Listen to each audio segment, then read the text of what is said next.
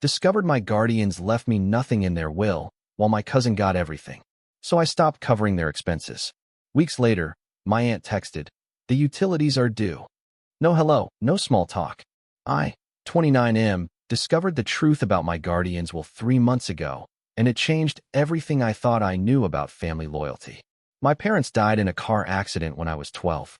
My aunt and uncle took me in without hesitation, and for 17 years, I believed they truly cared about me. They raised me alongside their son, my cousin, who was 2 years younger. We grew up like brothers, sharing everything from toys to dreams about our futures. After college, I landed a decent job in tech, while my cousin struggled to find his footing. When my guardian started having financial troubles 5 years ago, I didn't hesitate to help. I covered their mortgage payments, utility bills, groceries, and even my cousin's student loans. It felt natural. They had given me a home when I had nothing, so supporting them seemed like the right thing to do. I was paying roughly $4,000 monthly toward their expenses. It wasn't easy on my salary, but I managed by living in a small apartment and driving an old car. Every time my aunt mentioned how grateful they were, I felt proud of being able to give back to the people who had saved me from the foster care system.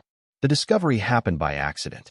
My uncle had been in the hospital for a routine surgery, and my aunt asked me to grab some documents from their home office. While searching for his insurance papers, I accidentally knocked over a stack of files. As I picked them up, a familiar letterhead caught my eye, their attorney's office. My hands trembled as I read their updated will, dated just 6 months earlier. Everything, the house I had been helping pay for, their savings, investments, even my uncle's vintage car collection, was going to my cousin. There was no mention of me anywhere in the document. Not even a sentimental item or a small token of appreciation. I sat in that office for an hour, reading and rereading the will, hoping I had misunderstood something. But it was crystal clear. Despite 17 years of calling me their son, despite all the money I had poured into keeping their household afloat, I was nothing more than a convenient source of income. The betrayal cut deeper than I expected. I had sacrificed relationships, vacations, and my own financial security to support them. I had turned down a job offer in another city because I didn't want to leave them when they needed help. Meanwhile, they were planning to leave everything to my cousin, who had never contributed a single dollar to the household expenses. I decided not to confront them immediately. Instead, I quietly stopped all financial support. No dramatic announcement, no angry phone calls. I simply stopped transferring money. I figured they would notice when the bills started piling up and would reach out to ask what was happening. For 3 weeks, there was complete silence. No concerned calls asking if I was okay, no questions about why the money had stopped flowing. This confirmed what I already suspected. They only cared about what I could provide financially. My phone buzzed with a text message while I was having lunch at work. It was from my aunt, and the message was as cold and transactional as I had feared. "The utilities are due." No greeting, no inquiry about my well-being, no acknowledgement that we hadn't spoken in weeks. Just a demand for money, as if I was an ATM rather than someone they had raised as their own child. I stared at the message for several minutes, feeling a mixture of anger and sadness wash over me. This was truly how they saw me, not as family, but as a financial resource to be tapped whenever needed. I crafted my response carefully, knowing this would likely be the beginning of the end of our relationship. I texted back asking if everything was all right, since we hadn't spoken in a while, and mentioned that I was curious about why they needed money for utilities. Her response came quickly and revealed everything about their mindset. She reminded me that I had been covering the utility bills for years and expressed confusion about why I would suddenly stop. There was no warmth in her words, no recognition that perhaps she should have checked on me first before demanding money. I decided it was time to reveal what I knew. I told her I had accidentally seen their will while looking for my uncle's insurance papers and discovered that I wasn't included in their estate plans. I explained that this had made me reconsider my financial contributions to their household. The phone rang within minutes. My aunt's voice was defensive and slightly panicked as she tried to explain their decision. She insisted that my cousin needed the inheritance more because he was struggling financially, while I had a stable job and could take care of myself. She argued that because I was doing well, I didn't need their money anyway. I listened calmly as she attempted to justify why I deserved nothing despite years of financial support. She never once acknowledged the irony of asking me to continue paying their bills while simultaneously excluding me from any benefit. When she finished her explanation, I simply told her that I understood their position and that they were free to make their own decisions about their estate. However, I continued, if I wasn't considered family enough to inherit anything, then I also wasn't obligated to continue acting like family when it came to financial support. I wished them well and ended the call. The aftermath was swift and predictable. My uncle called the next day, his tone more aggressive than my aunt's had been. He accused me of being ungrateful and selfish, claiming that they had given me everything when I was a child and that I owed them continued support regardless of their will. I reminded him that taking in a child wasn't supposed to be a business investment with expected returns. I had been grateful for their care and had shown that gratitude through years of financial support. But discovering that they viewed me as a perpetual source of income rather than genuine family had changed my perspective entirely. He threatened to cut me out of their lives completely if I didn't resume the payments. I told him that it seemed I was already cut out of everything that mattered to them, so his threat didn't carry much weight. Update 1. 2 weeks after our last conversation, my cousin reached out. His approach was different, more manipulative than confrontational.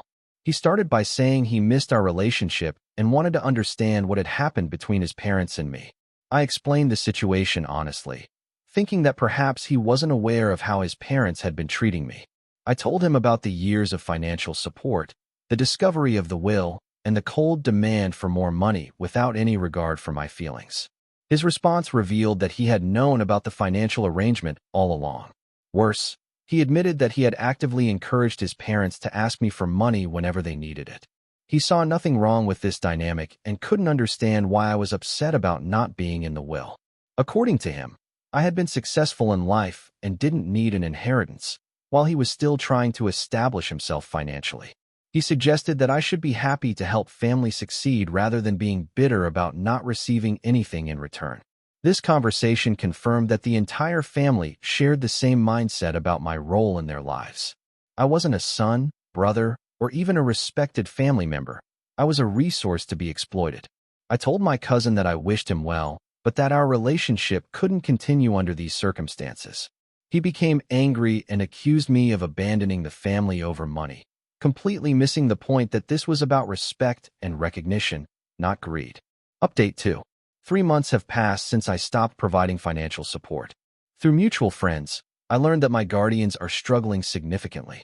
They've had to downsize their lifestyle, sell some possessions, and my uncle has even started working part-time despite being in his 60s. My cousin, meanwhile, has had to step up and contribute to the household expenses for the first time in his adult life. According to friends, he's not handling the responsibility well and has been complaining about having to support his parents financially. I've received several indirect messages through family friends suggesting that I should reconsider my decision. These well-meaning people argue that family is family, regardless of wills and inheritance issues. They remind me of all the good times we shared and urge me to forgive and forget. What these friends don't understand is that this isn't about punishment or revenge in the traditional sense.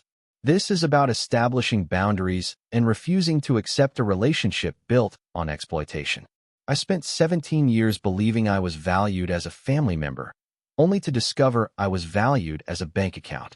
I've started therapy to work through the complex emotions surrounding this situation. My therapist has helped me understand that my feelings of betrayal are valid and that setting boundaries doesn't make me vindictive or ungrateful.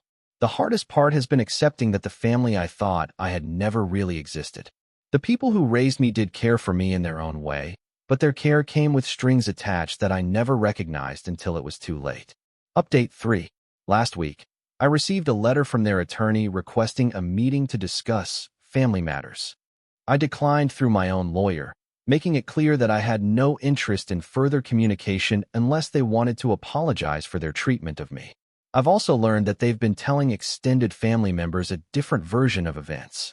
According to their narrative, I abandoned them in their time of need over a misunderstanding about their will. They've painted themselves as victims of an ungrateful child who turned his back on them after everything they did for me. This discovery hurt more than I expected. Even now, when facing the consequences of their choices, they couldn't take responsibility for their actions. Instead, They were actively working to damage my reputation within our extended family. I decided to write a detailed letter to key family members, explaining my side of the story with documentation. I included copies of bank statements showing years of financial support and screenshots of my aunt's demanding text messages. I wanted them to understand that this wasn't about greed or ingratitude. It was about dignity and respect. The responses varied. Some family members expressed shock at learning about the financial arrangement and supported my decision to establish boundaries. Others remained loyal to my guardians, arguing that I should have continued supporting them regardless of their will. Interestingly, several relatives shared their own stories about feeling taken advantage of by my guardians over the years. It became clear that this pattern of exploiting family goodwill wasn't unique to my situation. Today, I'm in a much better place emotionally and financially. Without the burden of supporting another household, I've been able to save money, take vacations, and even start dating seriously. I'm building a life based on mutual respect and genuine care rather than obligation and guilt. I still think about my guardians sometimes and wonder how they're managing. Part of me feels guilty for withdrawing support, but I remind myself that they made their choice when they decided I wasn't worth including in their future plans while expecting me to fund their present needs. The experience has taught me valuable lessons about recognizing my worth and refusing to accept one-sided relationships. I've learned that real family doesn't exploit your generosity or take your loyalty for granted. Real family values you for who you are, not what you can provide. I don't regret my decision to stop the financial support. For the first time in years, I feel like I'm living my life for myself rather than trying to earn love and acceptance through monetary contributions. It's liberating to realize that I don't owe anyone my financial security just because they once provided me with shelter and food. Moving forward, I'm focused on building relationships based on mutual respect and genuine affection. I'm also committed to being more aware of warning signs when people seem more interested in what I can do for them than who I am as a person. The text message that started this whole revelation, "The utilities are due," will always remind me of the moment I realized my worth wasn't tied to my ability to pay bills. Sometimes the most painful discoveries lead to the most important life changes, and I'm grateful that I learned this lesson before wasting any more years in a relationship that was never what I thought it was. Thank you for watching. If you enjoyed this story, please hit that subscribe button. Don't forget to give it a thumbs up and share it with friends or family who might enjoy it too. Your support means a lot. And if you have any thoughts, questions, or story ideas, drop them in the comments below. I'd love to hear from you. See you in the next story.